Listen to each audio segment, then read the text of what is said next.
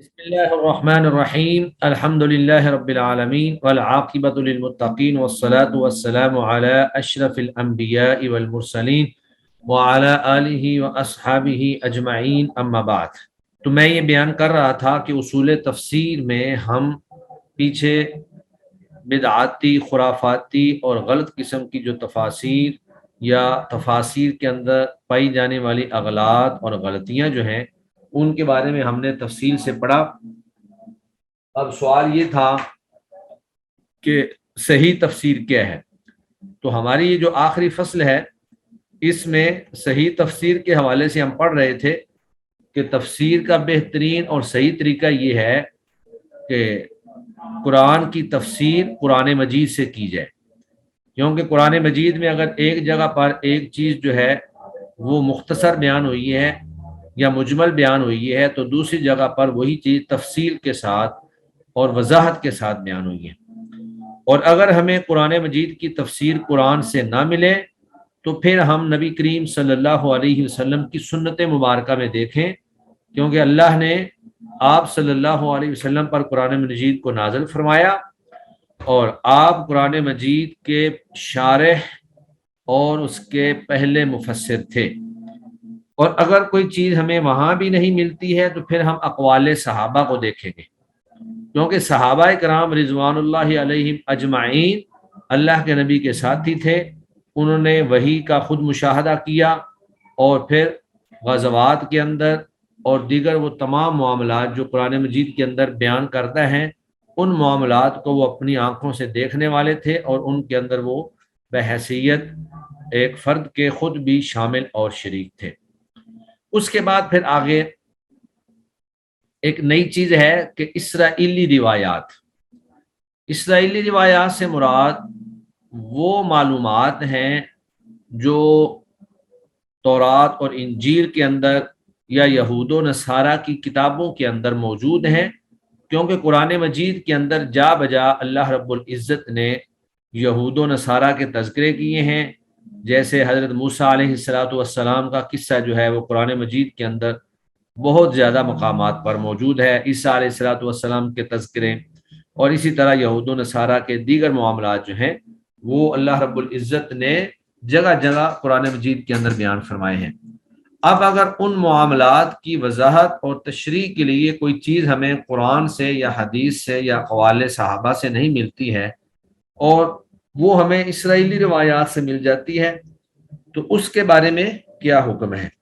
تو اسرائیلی روایات کے حوالے سے ایک اصول ذہن میں رکھ لیں کہ نبی مکرم صلی اللہ علیہ وسلم نے فرمایا لا نکذبہم ولا نصدقہم، کہ نہ تو ہم ان کی تصدیق کرتے ہیں اور نہ ہی ہم ان کی تکذیب کرتے ہیں، بلکہ وہ روایات جو قرآن اور حدیث کی تائید کرتی ہوں، یعنی ایک مسئلہ قرآن میں بھی بیان ہوا ہو، حدیث میں بیان ہوا ہو، اور اسرائیلی روایات کے اندر جو بیان ہوا ہے وہ قرآن اور حدیث کے موافق ہے تو اس کو تو ہم قبول کر لیں گے، اور ایک چیز جو بالکل اس کے مخالف ہے اس کو بالکل قبول نہیں کیا جائے گا۔ اور جو تیسری چیز ہے جس کے بارے میں قرآن اور حدیث بالکل خاموش ہیں تو ان کے بارے میں ہدایت یہ ہے کہ ہم نہ ان کی تصدیق کریں گے نہ ان کی تکذیب کریں گے۔ تصدیق اس لیے نہیں کریں گے کیونکہ ان کا سورس ایسا ہے کہ جس پر اعتماد نہیں کیا جا سکتا، اور تکذیب اس لیے نہیں کریں گے کہ ہو سکتا ہے وہ درست واقعات ہوں اور صحیح معلومات ہوں، جب تک کوئی ہمارے پاس ایسی قطعی دلیل نہیں آ جاتی جس کی بنیاد پر ہم اس کا انکار کریں یا اس کی تکذیب کریں، اس وقت تک ہم اس کی تکذیب نہیں کر سکتے ہیں۔ تو آج ہم انشاءاللہ یہاں سے آگے پڑھیں گے اسرائیلی روایات کی تفسیر کے اندر کیا حیثیت ہے، کہ ہم اسرائیلی روایات کو کیا اہمیت دے سکتے ہیں۔ جی کون ریڈنگ کریں گے؟ جی ارید شمیم، چلیں آپ ہی پڑھیں۔ آہستہ آہستہ پڑھنا ہے، اسپیڈ بالکل نہیں ہونی چاہیے اور آواز اونچی ہونی چاہیے۔ جی اوکے سر۔ اسرائیلی روایات کی حیثیت، لیکن یہ یاد رہے کہ اسرائیلیات استشہاد کے لیے تو روایت کی جا سکتی ہے مگر اعتقاد کے لیے نہیں، کیونکہ اسرائیلیات استشہاد کا منقسم مطلب بھی یہ ہے کہ بطور دلیل یا محل شاہد کے طور پر، محل شاہد میں یہ ہے کہ مثلا قرآن مجید میں ایک واقعہ جو ہے وہ بیان ہوا یا کسی جگہ کا تذکرہ ہوا لیکن اس کا نام جو ہے وہ قرآن مجید میں موجود نہیں تھا، تو وہ اسرائیلی روایات سے ہمیں نام مل گیا کہ یہ واقعہ جو ہے اس جگہ پر اور اس نام کی جگہ پر یہ واقعہ ہوا، تو بطور استشہاد آپ بیان کر سکتے ہیں کہ قرآن میں جو واقعہ موجود ہے اس کی شہادت کے لیے، لیکن اعتقاد کے لیے یعنی عقیدہ جو ہے، عقیدے کے حوالے سے چونکہ ان کے خود عقائد جو ہیں وہ مشرکانہ تھے، اس لیے ان کی ان روایات کو عقیدے میں ہم روایت نہیں کر سکتے ہیں۔ جی وہ جن کی صحت ہمارے پاس موجود ہدایت سے معلوم ہو چکی ہے تو ان کی ہم تصدیق کرتے ہیں، اور وہ جن کا جھوٹ ہمارے پاس کی ہدایت سے ثابت ہے ظاہر ہے ہم ان کے بطلان کے قائل ہیں۔ اور ہاں، تیسری قسم ہمارے ایسی پاس ہے، کی ہدایت، ہمارے پاس کی ہدایت کیا ہے؟ وہ قرآن اور حدیث ہے، جو ہدایت ہمارے پاس موجود ہے وہ قرآن و حدیث ہے۔ چلیں اور تیسری قسم ایسی ہے جس کے بارے میں ہماری ہدایات خاموش ہے، نہ تصدیق کرتی ہے نہ تکذیب، تو ایسی اسرائیلیات پر ہم نہ ایمان رکھتے ہیں نہ انہیں جھٹلاتے ہیں۔ ان کی روایت زیادہ سے زیادہ استشہاد کے لیے جائز ہو سکتی ہے، جی لیکن اکثر و بیشتر اسرائیلیات ایسی ہیں کہ ان سے دین میں کوئی فائدہ حاصل نہیں ہوتا، اسی لیے خود علماء اہل کتاب کا بھی ان میں بڑا اختلاف ہے، لیکن ان اسرائیلیات کی وجہ سے بھی مفسرین میں اختلاف پڑ گیا ہے، جیسا کہ یہ اختلاف کہ اصحاب کہف کے نام کیا تھے، ان کے کتے کا رنگ کیا تھا، کیسا تھا، ان کی تعداد کتنی تھی، یا یہ کہ عصائے موسیٰ علیہ السلام کس درخت کی لکڑی کا تھا، وہ کون سے پرندے تھے جنہیں خدا نے حضرت ابراہیم علیہ السلام کے لیے زندہ کر دیا تھا، گائے کا وہ کون سا حصہ تھا جس سے مقتول کو مارا گیا تھا، وہ کون سا درخت تھا جس میں سے خدا نے موسیٰ علیہ السلام سے کلام فرمایا تھا، وغیرہ امور جنہیں خدا نے قرآن میں مبہم رکھا ہے، اور ان کے علم مبہم سے رکھا ہے، کسی کو دنیا یعنی مبہم رکھا ہے، چھپا کے رکھا ہے، قرآن مجید کے اندر ان چیزوں کی وضاحت نہیں ہے۔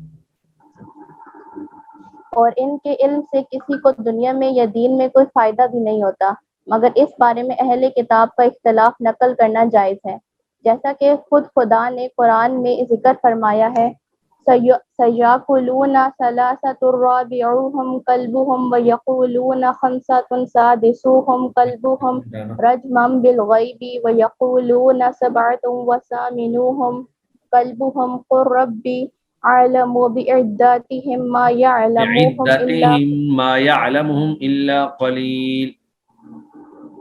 إِلَّا قَلِيلٌ فَلَا تُمَارِ فِيهِمْ إِلَّا مِرَاعًا ظَاهِرًا وَلَا تَسْتَفْتِ فِيهِمْ مِنْهُمْ أَحَدًا۔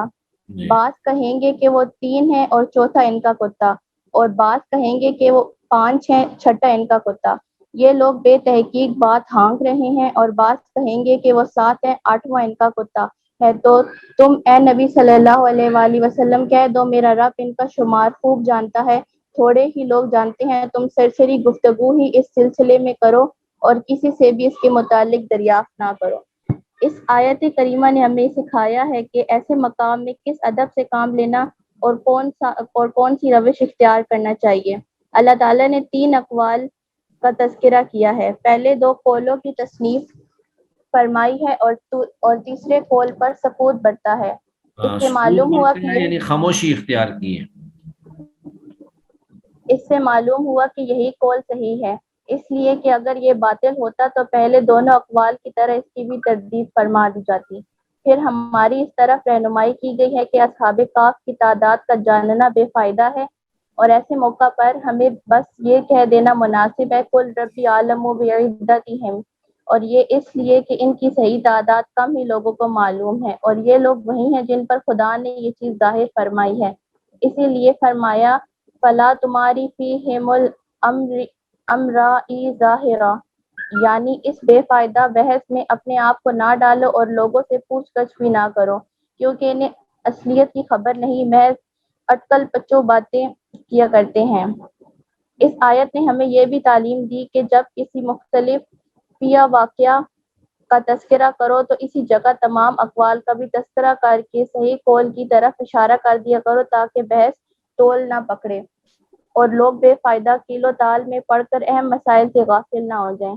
جب کسی مسئلے میں آدمی اختلاف کا تذکرہ کرتا ہے اور لوگوں کے تمام اقوال جمع نہیں کرتا تو کوتاہی کا مرتکب ہوتا ہے، اس لیے کہ ممکن ہے وہی قول حق ہو جسے چھوڑ دیا گیا ہے۔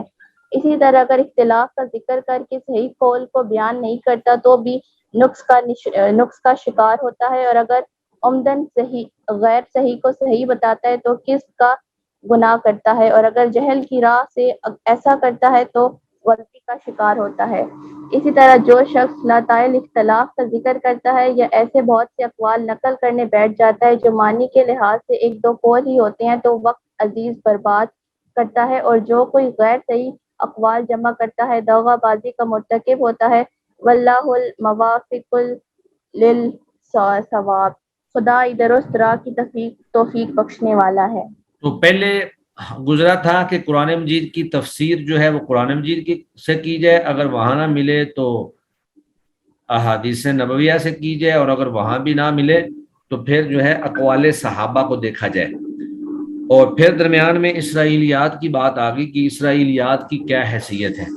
اب یہ جو آخری فصل ہے اس میں یہ بیان کیا گیا ہے کہ صحابہ کے بعد جو تابعین ہیں، تفسیر کے اندر تابعین کے اقوال کی کیا حیثیت ہے کہ ہم تفسیر کے اندر ان کے اقوال کو کس طرح نقل کریں۔ تفسیر میں تابعین کے اقوال کی حیثیت، اور جب تفسیر نہ قرآن میں ملے نہ سنت میں نہ اقوال صحابہ میں تو ایسی صورت میں بہت سے ائمہ اقوال تابعین کی طرف رجوع کرتے ہیں۔ مثلاً مجاہد بن جبیر رحمہ اللہ کی طرف، جو علم تفسیر میں خدا کی ایک نشانی تھے۔ محمد بن اسحاق رحمہ اللہ نے اپنی اسناد سے روایت کیا ہے کہ مجاہد رحمہ اللہ کہتے تھے، میں نے مصحف قرآنی شروع سے آخر تک 3 مرتبہ عبداللہ بن عباس رضی اللہ عنہ کے سامنے پیش کیا، ہر آیت پر انہیں ٹھہراتا اور تفسیر پوچھتا تھا۔ اور ترمذی نے اپنی اسناد سے مجاہد رحمہ اللہ کا یہ قول نقل کیا ہے، قرآن میں کوئی آیت نہیں جس کی تفسیر میں کچھ نہ کچھ میں نے نہ سنا ہو۔ ترمذی ہی کی روایت ہے کہ مجاہد رحمہ اللہ نے کہا، اگر میں نے عبداللہ بن مسعود رضی اللہ عنہ کی قرات لی ہوتی تو قرآن کے بارے میں ابن عباس رضی اللہ عنہ سے بہت کچھ پوچھنے کی ضرورت پیش نہ آتی۔ ابن جریر رحمہ اللہ نے ابن ابی ملیکہ سے ابن روایت کیا ہے ابی کہ میں نے ملیکہ ابن ابی ملیکہ سے یہ روایت کیا ہے کہ سوال ہے جی سوال میں ہاں آخر میں رکھ لیں جی ٹھیک سے روایت کیا ہے کہ میں نے مجاہد رحمہ اللہ کو دیکھا کہ اپنے کاغذ لیے اپنے عباس رضی اللہ عنہ کے پاس پہنچے اور تفسیر قرآن کے بارے میں سوال کرنا شروع کیا۔ ابن عباس رضی اللہ عنہ نے فرمایا، لکھتے جاؤ۔ اسی طرح مجاہد نے پوری تفسیر پوچھ لی۔ اسی لیے سفیان ثوری رحمہ اللہ کہا کرتے تھے، جب مجاہد رضی اللہ عنہ سے تفسیر ملے تو یہ تمہارے لیے کافی ہے۔ جی۔ اسی طرح دوسرے تابعین و تبع تابعین ہیں جن کا پایہ تفسیر میں بلند ہے، مثلا سعید بن جبیر رضی اللہ عنہ، سعید بن اکرمہ جبیر، سعید بن اکرمہ جبیر مولا ابن عباس، عطا بن ابی رباح، حسن بصری، مسروق بن اجدہ، سعید بن مسیب، ابو العالیہ، ربیع، قتادہ، ضحاک بن مزاحم وغیرہ، اور ان کے بعد کے علماء صالحین۔ مختلف اقوال میں تطبیق کی ضرورت، آیت کی تفسیر میں ان حضرات کے اقوال نقل کرنا چاہیے، مگر ان اقوال کے مختلف لفظ دیکھ کر بے علم لوگ اس وہم میں مبتلا ہو جاتے ہیں کہ ان کا آپس میں اختلاف ہے، اور اسی وہم کی بنا پر ان اقوال کو اختلافات کہہ کر پیش کرنے لگتے ہیں، حالانکہ واقعہ یہ نہیں ہاں ہوتا۔ جی۔ کسی قول میں چیز کے لازم یا نظیر کو بیان کیا ہوتا ہے اور کسی قول میں بعینہ اسی بعینہ یعنی بالکل وہی چیز، اسی چیز کا تذکرہ ہوتا ہے۔ اسی چیز کا تذکرہ ہوتا ہے۔ الفاظ تو مختلف ہوتے ہیں مگر معنن ان میں اختلاف نہیں ہوتا، بلکہ ایک ہی چیز کا جدا جدا لفظوں میں بیان و اظہار ہوتا ہے۔ سلف کی تفسیروں میں ایسا بہت نظر آتا ہے، لہٰذا اسے سمجھنا اور خیال میں رکھنا چاہیے۔ واللہ الہادی۔ شعبہ بن الحجاج رحمہ اللہ وغیرہ کہتے ہیں، تابعین کے اقوال جب فروع احکام میں حجت نہیں تو تفسیر قرآن میں کیوں کر حجت ہو سکتی ہیں؟ مطلب یہ ہے کہ خلاف جانے والوں پر حجت نہیں ہوں گے، اور یہ صحیح ہے، لیکن جب تابعین کا اجماع ہو جائے تو بلا شبہ وہ حجت ہیں۔ ہاں جب ان میں اختلاف ہو تو ایک تابعی کا قول نہ دوسرے تابعی پر حجت ہوگا نہ بعد والوں پر، بلکہ ایسی صورت میں تفسیر کرتے ہوئے قرآن و سنت کی زبان کو، عام لغت عرب کو یا اقوال صحابہ رضی اللہ عنہ کو مد نظر رکھنا چاہیے۔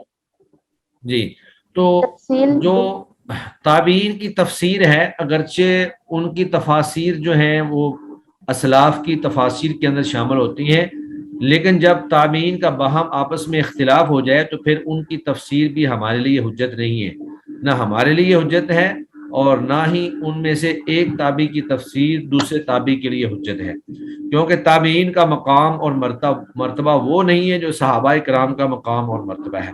تو صحابہ کے بارے میں تو اللہ تعالیٰ نے بھی رضی اللہ عنہم ورضوا عنہ کے سرٹیفکیٹ جاری کیے ہوئے ہیں، لیکن تابعین جو ہیں اگرچہ ان کی اگر ان سب کا ایک بات پر اتفاق ہو جاتا ہے تو پھر اس کا مطلب یہ ہوگا کہ سارے صحابہ بھی اسی بات پر متفق تھے، کیونکہ تابعین جو ہیں وہ صحابہ کے ہی شاگرد ہیں اور انہوں نے صحابہ سے ہی تفسیر کو سیکھا ہے۔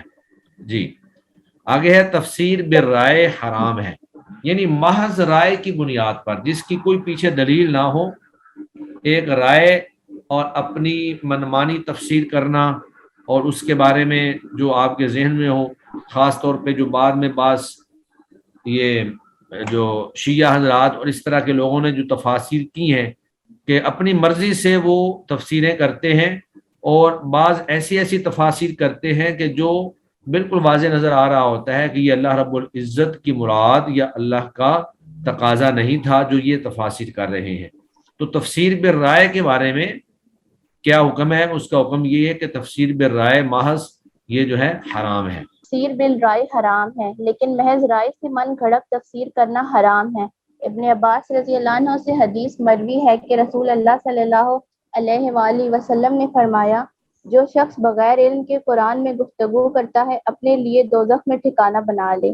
یہی حدیث ایک اور طریقے سے بھی ابن عباس رضی اللہ عنہ سے روایت ہوئی ہے۔ سنن ترمذی کی حدیث ہے کہ رسول اللہ صلی اللہ علیہ وآلہ وسلم نے فرمایا، جو کوئی اپنی رائے سے قرآن میں کچھ کہے اور اس کا کہنا صحیح ہو تو بھی وہ غلطی کا مرتکب ہے۔ ترمذی نے اس حدیث کو غریب بتایا ہے اور بعض علماء حدیث نے اس کے ایک راوی سہیل رحم اللہ بن ابی حزم کے ثقہ ہونے میں کلام کیا ہے۔ ممانعت کی انہی حدیثوں کی بنا پر بعض اہل علم نے روایت کیا ہے کہ نبی صلی اللہ علیہ وآلہ وسلم کے صحابہ اس بارے میں سخت تھے کہ کوئی شخص بغیر علم کے تفسیر قرآن کرنے بیٹھ جائے۔ مجاہد اور قتادہ وغیرہ علماء نے بے شک تفسیریں کی ہیں، لیکن ان کے حق میں گمان نہیں ہو سکتا کہ انہوں نے بغیر علم کے یا محض اپنی رائے سے تفسیر کر دی ہے۔ اور کھلی بات ہے کہ جو شخص محض اپنی رائے و خیال سے تفسیر کرنے پر آمادہ ہو جاتا ہے، ایک ایسی ذمہ داری اپنے سر لے لیتا ہے جس کا اسے کوئی علم نہیں، اور ایسی راہ چلتا ہے جس کا اسے حکم نہیں دیا گیا۔ اب اگر وہ کوئی تفسیر صحیح بھی کر جاتا ہے تو بھی غلطی ہی میں پڑا رہتا ہے، کیونکہ سرے سے ہی غلط راہ پر چلا ہے۔ اس کی مثال ایسے شخص کی ہے جو جہل کی حالت میں لوگوں کے فیصلے کرنے بیٹھ جاتا ہے اور دوزخ میں جا گرتا ہے، اگرچہ اتفاق سے اس کا فیصلہ فی نفسہ درست بھی ہو۔ یہ ضرور ہے کہ صحیح فیصلے کی صورت میں جرم اس سے ہلکا رہے گا اگر فیصلہ بھی غلط ہو۔ قرآن حکیم سے استشہاد، یہ اصول قرآن مجید میں بھی ملتا ہے۔ دیکھیے، بدکاری کا الزام لگانے والوں کو خدا نے جھوٹا قرار دیا ہے۔ فرمایا، فَإِذْ لَمْ يَأْتُوا بِالشُّهَدَاءِ فَإِن لَّمْ فَأُولَٰئِكَ عِندَ يَأْتُوا اللَّهِ، بِالشُّهَدَاءِ فَأُولَٰئِكَ عِندَ اللَّهِ هُمُ الْكَاذِبُونَ۔ اگر زنا کے الزام کے لیے 4 گواہ نہ لا سکیں تو الزام لگانے والے جھوٹے ہیں، پس شاہد نہ لانے والا بہتان تراش جھوٹا ہے، اگرچہ فی نفسہ بدکاری کے مرتکب ہی پر الزام لگا رہا ہو، کیونکہ ایسی بات منہ سے نکالتا ہے جو اس کے لیے جائز نہیں، اور ایسی بات کہتا ہے جس کا اسے علم نہیں یا جسے ثابت نہیں کر سکتا۔ واللہ عالم۔ سلف صالحین کا احتیاط، اسی لیے سلف صالحین ایسی تفسیر سے قطعی گریز کرتے تھے جس کا علم نہیں ہوتا تھا۔ شعبہ رحمہ اللہ کی روایت ہے کہ ابو بکر صدیق رضی اللہ عنہ نے فرمایا، کون زمین مجھے اٹھائے گی اور کون آسمان مجھ پر سایہ کرے گا اگر کتاب اللہ میں ایسی بات کہوں جس کا مجھے علم نہیں۔ امام ابو عبید ابراہیم تمیمی رحمہ اللہ سے روایت کرتے ہیں کہ ابو بکر صدیق رضی اللہ تعالیٰ عنہ سے وفا کے ہاتن و آبا وفا کے کی بارے میں حتوں و ابا، سورۃ العبس کی آیت ہے، وفا کی حتوں و ابا کے بارے میں سوال کیا گیا، جواب میں کہنے لگے، کون زمین مجھے اٹھائے گی اور کون آسمان مجھ پر سایہ کرے گا؟ اگر کتاب اللہ میں ایسی بات نکالوں جس کا مجھے علم نہیں۔ نیز امام ابو عبید بن سلام رحمہ اللہ ہی حضرت انس رضی اللہ عنہ سے روایت کرتے ہیں کہ حضرت عمر فاروق رضی اللہ عنہ ممبر پر تھے کہ پڑا وفا کے ہاتھوں و آبا، وفا اور کی ہاتن نہیں ہے، وفا کی ہاتوں و ابا۔ پھر کہنے لگے فا کے ہاتھوں تو ہم جانتے ہیں، مگر اب کیا ہے؟ پھر کچھ سوچ کر کہنے لگے اے عمر، خواہ مخواہ کی قرید اسی کو کہتے ہیں۔ امام بن عبد حمید بن رحمہ حمید، اللہ عبد بن حمید رحمہ اللہ نے انس رضی اللہ عنہ سے روایت کیا ہے کہ ہم حضرت عمر رضی اللہ عنہ کے پاس موجود تھے، ہم نے دیکھا ان کے کرتے کی پیٹھ پر 4 پیوند لگے ہیں۔ پڑھا وفا کے ہاتھوں و ابا، وفا اور کی کہنے ہاتوں و ابا، ہاں کو لمبا نہیں کریں گے، وفا کی ہاتوں و ابا۔ وفا کی ہاتھوں و ابا، اور کہنے لگی یہ اب کیا ہے؟ پھر خود ہی کہا اسی کو تکلف کہتے ہیں، تو اگر نہیں جانتا تو حرج بھی کیا ہے۔ ان روایتوں کا مطلب یہ ہے کہ حضرت صدیق رضی اللہ عنہ اور حضرت فاروق رضی اللہ عنہ کے سامنے اب کی کیفیت سے بحث تھی، ورنہ ظاہر ہے جانتے تھے کہ اب زمین کی ایک نبات ہے۔ اب کا نبات ہونا اس سے بھی ظاہر ہے کہ خدا فرماتا ہے وَأَنبَتْنَا فِيهَا حَبًّا وَإِنَابًا وَقَضْبًا وَزَيْتُونًا وَنَخْلًا فأنبتنا فيها حبا وعنبا وقضبا وزيتونا ونخلا وحدائق غلبا۔ چلے پھر اگایا ہم نے اس میں اناج اور انگور اور سبزیاں اور زیتون اور کھجوریں اور باغ گھنے۔ ابن جریر رحمہ اللہ کی روایت ہے کہ ابن عباس سے ایک ایسی آیت کے بارے میں سوال کیا گیا کہ اگر تم میں سے کسی سے کہا جاتا تو ضرور جواب دیتا، مگر ابن عباس رضی اللہ عنہ نے کچھ کہنے سے صاف انکار کر دیا۔ اس روایت کی اسناد صحیح ہے۔ امام ابو عبید رحمہ اللہ نے ابن ابی ملیکہ رحمہ اللہ سے روایت کیا ہے کہ ایک شخص نے ابن عباس رضی اللہ عنہ سے سوال کیا اس ارشاد قرآنی میں دن سے کیا مراد ہے؟ ایسا دن جس کا اندازہ 1000 سال ہے۔ تو ابن عباس رضی اللہ عنہ نے اس شخص سے الٹے سوال کیا اور یہ دن کون سا ہے؟ اس پر وہ شخص کہنے لگا میں پوچھ رہا ہوں تاکہ آپ مجھے بتائیں۔ ابن عباس رضی اللہ عنہ نے جواب دیا یہ 2 دن ہیں جن کا ذکر خدا نے اپنی کتاب میں کیا ہے، اور خدا ہی ان دنوں کی حقیقت بہتر جانتا ہے۔ ابن جریر رحمہ اللہ کی روایت ہے کہ طلق بن حبیب حضرت جندب بن عبداللہ کے پاس آئے اور قرآن کی ایک آیت کے بارے میں سوال کیا۔ جندب رضی اللہ عنہ نے جواب دیا میں تمہیں قسم دیتا ہوں کہ اگر مسلمان ہو تو میرے پاس سے اٹھ جاؤ، یا کہا کہ میرے پاس مت بیٹھو۔ امام مالک رحمہ اللہ کہتے ہیں یحییٰ بن سعید نے سعید بن المسیب کے بارے میں بیان کیا کہ جب ان سے کسی قرآنی آیت کی تفسیر پوچھی جاتی تو فرماتے ہم قرآن کے معاملے میں کچھ نہیں کہتے۔ انہی یحییٰ بن سعید رحمہ اللہ کا قول ہے کہ سعید بن المسیب رحمہ اللہ قرآن کے معلوم حصوں پر ہی گفتگو کرتے تھے۔ عمرو بن مرہ رحمہ عمرو اللہ نہیں کی پڑھیں گے، اس روایت کو ہے پڑھیں کہ گے عمر بن مرہ۔ عمر جب وہ آ جائے بعد میں تو پھر وہ عمر کی بجائے عمر بن جاتا ہے۔ عمر بن مرہ رحمہ اللہ کی روایت ہے کہ ایک شخص نے سعید بن المسیب رحمہ اللہ سے کسی آیت کی تفسیر دریافت کی تو کہنے لگے قرآن کے بارے میں مجھ سے نہیں بلکہ اس شخص سے سوال کرو جس کا دعویٰ ہے کہ قرآن کی کوئی بات بھی اس سے پوشیدہ نہیں۔ یہ اشارہ اکرمہ رحمہ اللہ کی طرف تھا۔ یزید بن ابی یزید کہتے ہیں کہ ہم سعید بن المسیب رحمہ اللہ سے حلال و حرام کے بارے میں سوال کیا کرتے تھے، اس چیز کا انہیں سب سے زیادہ علم تھا، لیکن جب ہم کسی آیت کی تفسیر دریافت کرتے تو اس طرح چپ ہو جاتے گویا سنا ہی نہیں۔ ابن جریر رحمہ اللہ کی روایت ہے کہ عبید اللہ بن رحمہ اللہ عمر کہا کرتے تھے میں نے فقہائے مدینہ کو دیکھا ہے کہ وہ قرآن کی تفسیر کے معاملے کو بہت بڑا سمجھتے تھے۔ یہ فقہائے سالم بن عبداللہ رحمہ اللہ، قاسم بن محمد رحمہ اللہ، سعید بن المسیب اور نافع دیلمی ہیں۔ امام ابو عبید رحمہ اللہ روایت کرتے ہیں کہ ہشام بن عروہ کہا کرتے تھے میں نے کبھی نہیں دیکھا کہ میرے والد کتاب اللہ کی کسی آیت کی تفسیر کرتے ہوں۔ محمد بن سیرین رحمہ اللہ کا بیان ہے کہ میں نے عبیدہ رحمہ اللہ سلمانی سے ایک آیت قرآنی کے بارے میں دریافت کیا تو کہنے لگے وہ لوگ چلے گئے جو جانتے تھے کہ قرآن کس بارے میں نازل ہوا ہے۔ تمہارے لیے یہ کافی ہے کہ خدا سے ڈرو اور سیدھی راہ چلتے رہو۔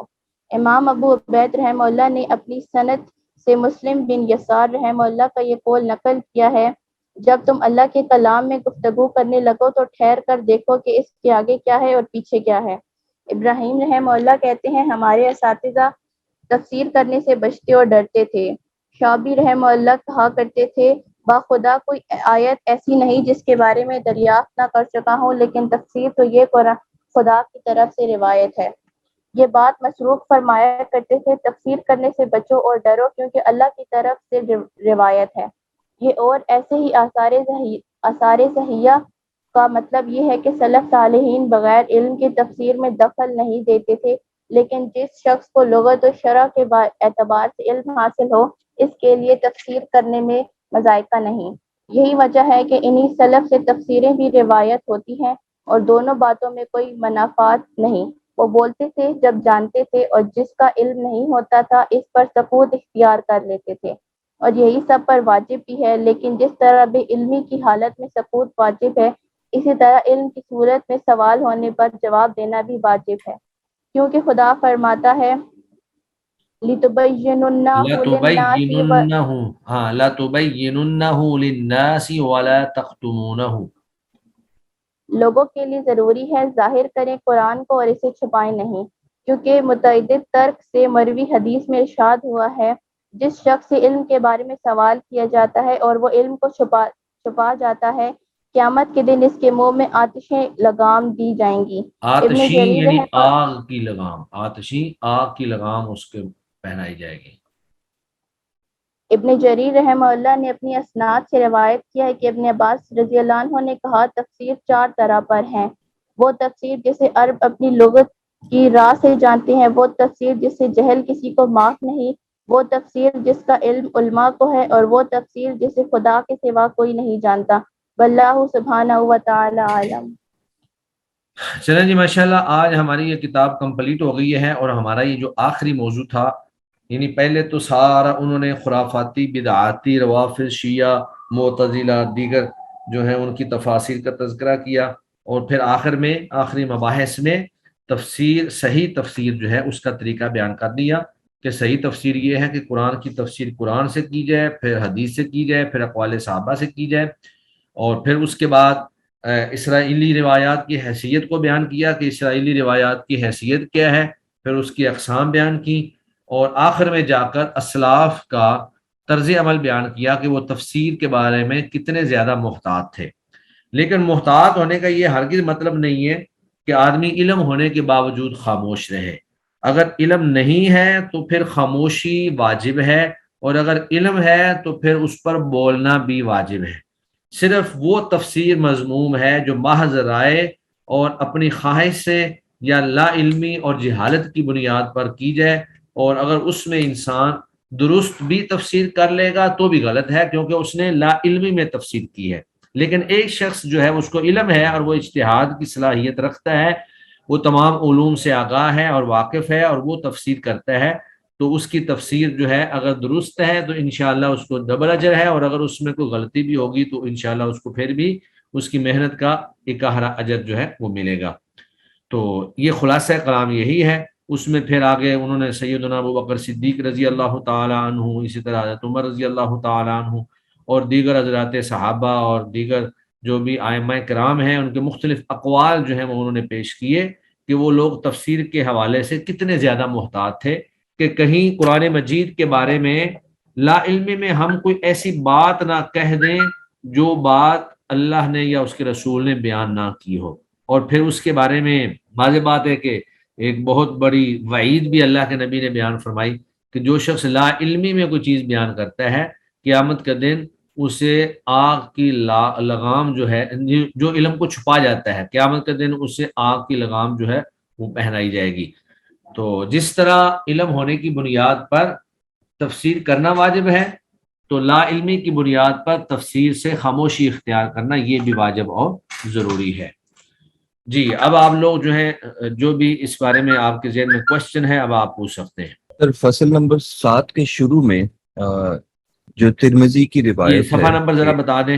جی صفحہ نمبر ہے 64، بالکل شروع میں پہلا پیراگراف سے۔ 64. हाँ 64 ठीक है जी। इसकी आखिरी लाइन में तिरमिजी की रिवायत है जहाँ पे हाँ वो कह रहे हैं कि अगर मैंने अब्दुल्ला बिन मसूद की किरात ली होती, ये जहाँ पे आपका कर्सर है बिल्कुल ये, अगर मैंने अब्दुल्ला बिन मसूद की किरात ली होती तो कुरान के बारे में इब्ने अब्बास से बहुत कुछ पूछने की जरूरत पेश ना आती। हाँ, इसकी तफसील कर दीजिए। असल में जो हज़रत अब्दुल्ला बिन मसूद की किरात है ना, किरात तो आप पता नहीं किरात के बारे में कुछ जानते हैं कि नहीं जानते हैं। तो हज़रत अब्दुल्ला बिन मसूद जो हैं वो अपने मुसहफ के ऊपर साइड पर मुख्तलिफ चीज़ों की वजाहत लिख लिया करते थे। जो भी चीज़ वाज़े ना होती उसकी तशरीह और तफसीर जो है वो लिख लिया करते थे। तो वो कहते हैं, मुजाहिद कहते हैं, अगर मैंने अब्दुल्ला बिन मसूद की किरात ली होती, यानी मैंने उनसे कुरान पढ़ा होता या उनकी किरात ली होती, तो मैं फिर इब्ने अब्बास से मुझे ज्यादा कुछ पूछने की जरूरत पेश ना आती। तो इन्होंने चूंकि अब्दुल्ला बिन मसूद से नहीं पढ़ा होगा, इसलिए फिर उनको हज़रत इब्ने अब्बास से ज्यादा पूछने की जरूरत पेश आई। तो इसका यही मतलब है। अब होता है ना कि दो बड़े, चूंकि हज़रत अब्दुल्ला बिन मसूद भी मारूफ फुक़हा में शामिल थे और इब्ने अब्बास जो है ये मुफस्सिरीन में शामिल थे। तो आदमी कह देता है कि अगर मैंने फलां उस्ताद से पढ़ा होता तो मुझे फलां से पढ़ने की जरूरत पेश ना आती। तो ये इसका मफहूम है। ठीक है सर, जज़ाकल्लाह खैर। जी जी। और अगर किसी के ज़हन में कोई क्वेश्चन, पिछली दफ़ा मैंने कहा था कि आप लोग अपनी असाइनमेंट्स जो है वो तैयार करें। तो हमारा इसका एक क्विज जो है वो दो क्विज़ों के बराबर, यानी 10 नंबर का एक क्विज हो गया था और अभी दूसरा क्विज होगा। चूंकि ये जो है ना उसूल तफसीर, ये सिर्फ हाफ सेमेस्टर तक हमने पढ़नी थी, यानी 7 या 8 लेक्चर इसके होने थे। तो अभी मेरा ख्याल शायद हमारे आज 7 हो गए या ख़त्म हो गई है। तो अगले लेक्चर में हम इंशाल्लाह इसका खुलासा जो है वो बयान कर देंगे। लेकिन आपकी जो असाइनमेंट है और आपका जो प्रोजेक्ट है वो आपके ऊपर लाजमी और ज़रूरी है, वो आप लोग तैयार करें। ईद के बाद जो है इंशाल्लाह हम आपकी असाइनमेंट जो है वो शुरू कर देंगे। तो अगर उस हवाले से कोई चीज़ पूछने वाली है तो पूछ लें, क्योंकि इसके भी जो है ना 10-10 नंबर हैं। यानी असाइनमेंट के भी 10 नंबर हैं और उसकी तदरीस के भी 10 नंबर हैं। 20 नंबर का ये प्रोजेक्ट है। तो वाजे तो कर दिया था, पिछली दफ़े कर दिया था। तो आप में से अगर किसी ने शुरू कर दिया है तो ज़रा हाथ खड़ा करके बता दें कि कौन कौन है जिन्होंने शुरू कर दिया है, और अगर शुरू नहीं किया है तो जल्द अज जल्द जो है आप इसको शुरू करें ताकि सेमेस्टर ख़त्म होने से पहले पहले ये पूरा हो जाए। माशाल्लाह जवेद ज़हूर साहब ने शुरू कर दिया है, सायरा जवेद साहब ने कर दिया है, अरीश शमीन ने कर दिया है। चलें जी, माशाल्लाह अच्छी बात है। जो अभी नहीं कर सके वो भी जल्द अज जल्द जो है वो शुरू करें। तो मैंने आपको बताया था कि कोई एक मुफस्सिर ले लें या कोई एक तफसीर ले लें, दोनों को नहीं लेंगे क्योंकि वो फिर काम लंबा हो जाएगा। तो आप कोई भी तफसीर ले सकते हैं अपनी मर्जी से। जी, ये रुकैया अल्ताफ ने लिखा है कि एक दफ़ा रिपीट कर दें असाइनमेंट और प्रोजेक्ट। तो रुकैया आपने पिछली दफ़ा जो है जिस तरह तजवीज़ की असाइनमेंट पेश की थी और उसकी तदरीस करवाई थी, बिल्कुल वही अंदाज है। आप तफासिर में से कोई एक तफसीर ले लें और उसका मनहज बयान कर दें, या फिर आप मुफस्सिरीन, बेशुमार मुफस्सिरीन हैं, नेट से आपको बहुत सारी चीज़ें दस्तयाब हो जाएंगी, किसी एक मुफस्सिर पर ले लें कि वो मुफस्सिर जो हैं कहाँ पैदा हुए, उन तालीम कहाँ से हासिल की, कौन कौन सी उनकी किताबें हैं और फिर उनकी खिदमात क्या हैं। तो इस अंदाज में आप जो हैं 2 सफ़े ज़्यादा से ज़्यादा कर लें, या 2.5 अगर हो जाएँ, तो इससे ज़्यादा लंबी नहीं करनी है। तो ये आप तैयार करें इंशाल्लाह। फिर हम ईद के बाद जो है ये आपसे असाइनमेंट और तदरीस का मामला जो है ना ये हम साथ साथ ही करते रहेंगे, क्योंकि मुमकिन है आगे आपका है उसूल हदीस, मुमकिन है वो मैं ना पढ़ाऊँ, वो कोई और उस्ताद पढ़ाए। तो एक पीरियड हमारे पास मौजूद है, लेकिन हम अपने उसूल, ये जो फ़िक़्हुल हदीस का हमारा पीरियड है वो बुलूगुल मराम का, उसी के अंदर ही हम बुलूगुल मराम की असाइनमेंट्स भी साथ साथ शेयर करते रहेंगे और उसके साथ साथ उसूल तफसीर की भी हम इंशाल्लाह शेयर करते रहेंगे। चलें जी, अगर मामलात वाजे हैं तो हम क्लास क्लोज करते हैं। तो उम्मीद है इंशाल्लाह सब चीज़ें वाजे ही होंगी। बस ये है कि आप लोग जो है ये काम शुरू कर दें। अब वक्त नहीं है, तकरीबन हमारा हाफ सेमेस्टर जो है वो गुजर चुका है। सुब्हानकल्लाहुम्मा व बिहम्दिका अशहदु अल्ला इलाहा इल्ला अंता अस्तगफिरुका व अतूबु इलैक। अस्सलामु अलैकुम व रहमतुल्लाहि व बरकातुहू।